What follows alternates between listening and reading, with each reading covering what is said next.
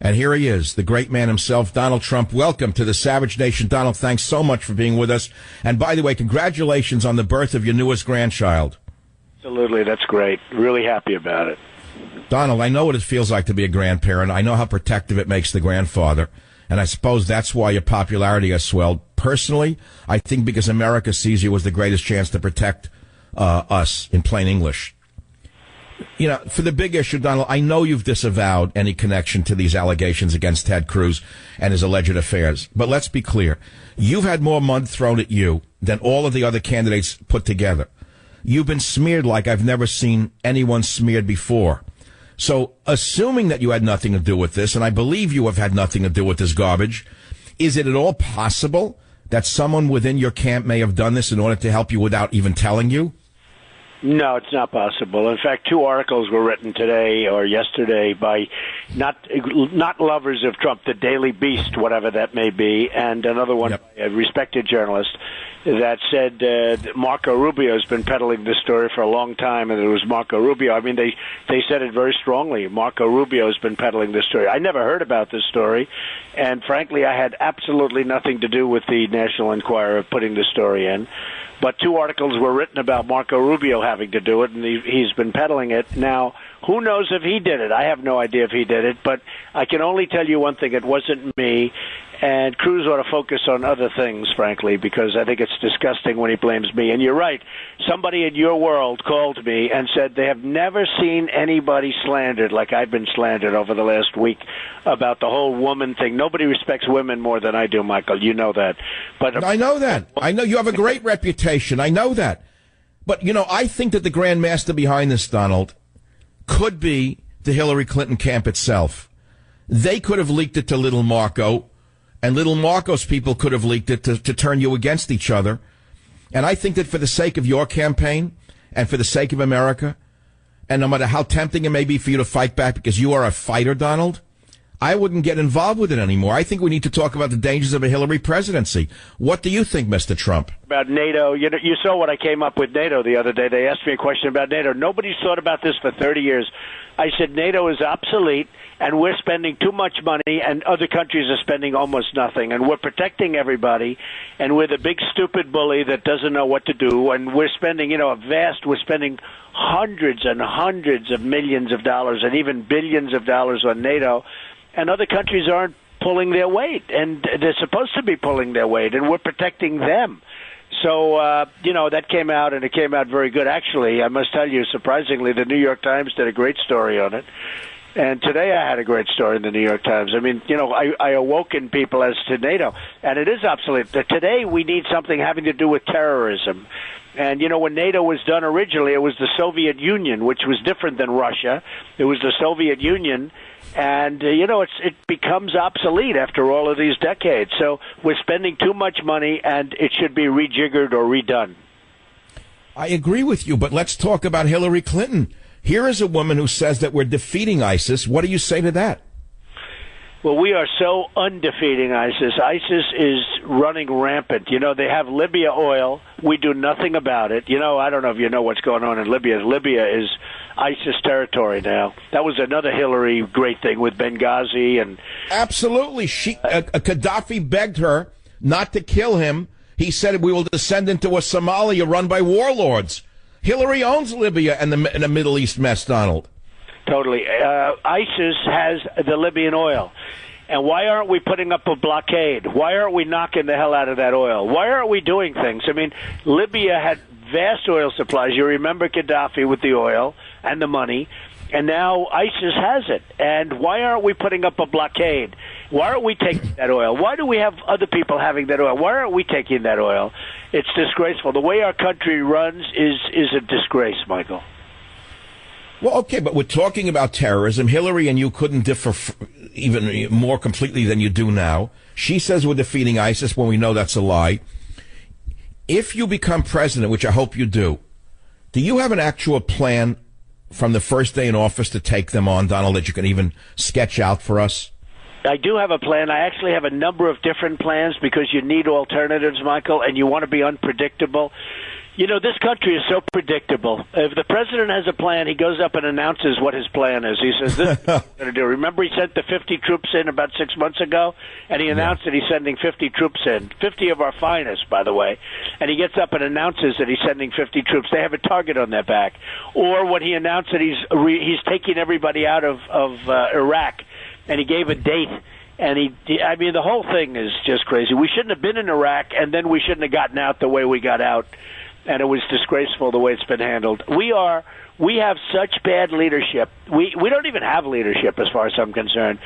So, Michael, when you ask me about a plan, I have plans, and I have plans. I have A, B, C, depending on what happens.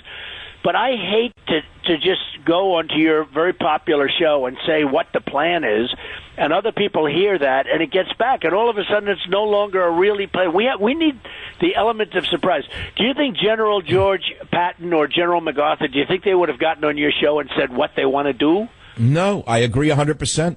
No, why would they spell out a battle plan in advance unless they were fools? Some very strong ideas.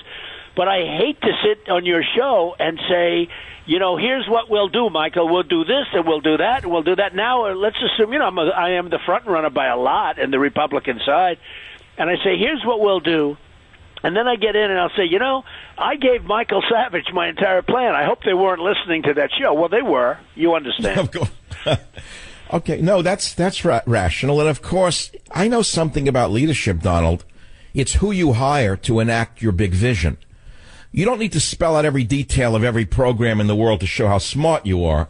You need to hire the best people who can enact your plans, whether it be the economy, healthcare, terrorism, social programs. You need smart people, as you've said. So I trust that. But, Donald, on the issue of national security, you have a former CIA director who sounds like a motley's fool saying that you're all wrong on surveilling mosques and that it'll only alienate Muslims. The NYPD was doing this and keeping New Yorkers safe. Why would the NYPD police commissioner Bratton come out so strongly against that idea today? Do you have any idea? You may even know Mr. Bill Bratton. Can you imagine they chop off people's heads and they have no rules, but we have laws and rules. And the same gentleman that you're talking about said Trump is wrong on torture. He's wrong on waterboarding. We shouldn't waterboard. We shouldn't torture. And they're chopping off Christians' heads and anybody else's heads. And it's a disgrace. And this is the same man that we're talking about, the same man. And, you're right. In New York City, we had a great surveillance program, which is now totally scrapped. It's totally gone because of a mayor that we have who's a gross incompetent. And it's really sad when you look at what's going on. When you look at what went on in New York, when you look at we had a great surveillance program. They say the best in the world. And it's totally gone. And you just look at what's going on in Belgium. In Brussels, I said a number of months ago, I said that Brussels is a hellhole. You better watch out. It's bad. It's, a lot of problems.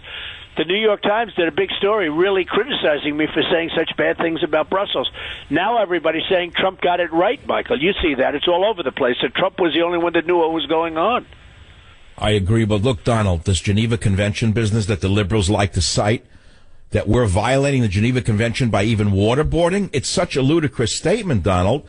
They don't follow the Geneva Convention rules. The Geneva Convention only applies to those who sign on to it. The last I checked, ISIS didn't sign on to the Geneva Convention, Donald.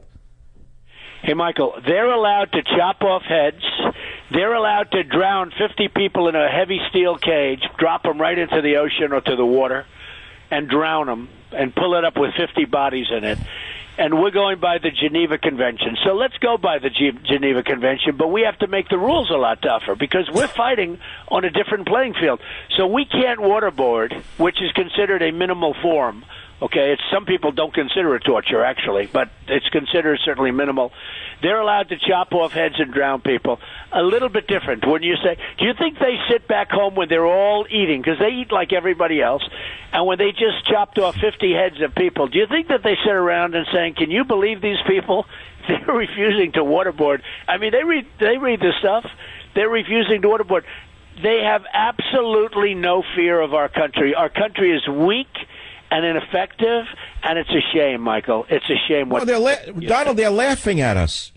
They're laughing at us, and one of the things I'd like to get across in this, let's say, your appearance on this show, and I thank you again for coming on the show. You know that Ted Cruz, my producers, contacted his people today. They won't even answer my people, and I said on this show, if he doesn't have the guts to face Michael Savage, how is he going to face ISIS? You know, I don't know what's behind this scandal, nor do I really care. I hope you guys just stop this kind of stuff, because we got to focus on the bigger picture, Donald. That's the real purpose of you coming on today. I think you don't want to talk about this garbage anymore. I think it's garbage. He started it, but I think it's now total garbage. Absolutely, it's ridiculous. But Donald, you beat him, and you beat this guy wherever you turn. So let's, in the few minutes that remain, Wisconsin. He's been boasting that if he was head-to-head with you, he would defeat you. Is it true that all of the other delegates are going to suddenly run to his side? That's not true, is it? No, not at all. No, we have. I have many more delegates than him. I have millions of more votes than him. And frankly, in every debate, I beat him. You know, according to all of the Drudge poll and the Time Magazine poll and all of the polls, they do these online polls. Every one of the debates I won. You saw that. I mean, I'm not telling you anything you don't. But in the latest polls, but look, next Tuesday's a big day. You and Cruz are the big issue, right? What are the latest polls showing over there? About even. It's about even. Now, I'm leaving tomorrow for Wisconsin, but it's pretty much even. But, you know, well, Donald, I'm on 4 stations in Wisconsin, and I hope you're the best over there, because we need a clear front runner to take on Hillary Clinton. That's what we really need. That's true. Well, I think we're going to do very well. Right now, I'm a clear front runner, and I think you'll be very happy, and I think we'll do well in Wisconsin. The people in Wisconsin want security. They want military. They want the great military. They want to see borders. They don't want illegal immigration. And they want great trade deals, because they're getting killed with bad trade deals. So I think that's, you know, I beat Cruz in every one of those items. I even have Sheriff Joe from Arizona. You know, he endorsed me. You know that. Sheriff Joe. And nobody tougher on the border than him. He knows what he truly knows what he's doing. So I agree with you on that. So look, people are going to say I've been too nice to you today, but it's not about nice. You had the decency to come on the Savage Nation today and say you had nothing to do with this garbage. I agree with, I accept it, number one. And I don't even want to talk about it anymore, Donald. The country is hanging in the balance. And I want to thank you again and wish you the greatest success in Wisconsin and everywhere else. Thank you, Donald Trump. Thank you, Michael. Thank you.